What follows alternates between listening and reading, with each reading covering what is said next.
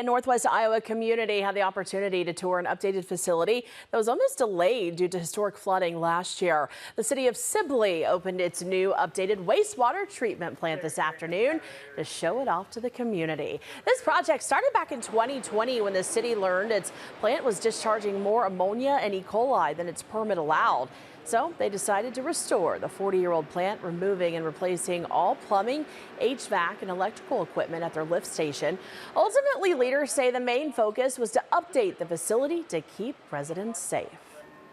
Environment is always a huge concern. It's public safety first, environment second.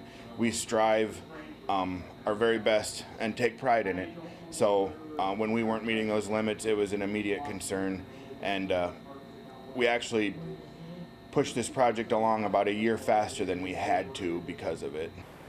Construction on the project started in March 2023, but over a year into the project, that's when the historic flooding hit Sibley. The facility ended up having 18 inches of water on the main floor. The basement, where all the pumps are located, had 30 feet of water. Once floodwaters receded, leaders said that construction of the plant didn't stop. In fact, they say the updates to the plant saved them time.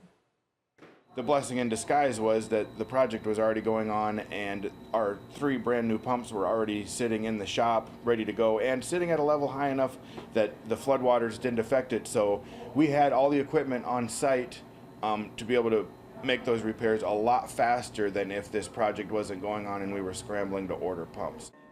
The flood also allowed contractors to begin bypass work earlier than anticipated, which would have been delayed due to the higher sewer flow rates.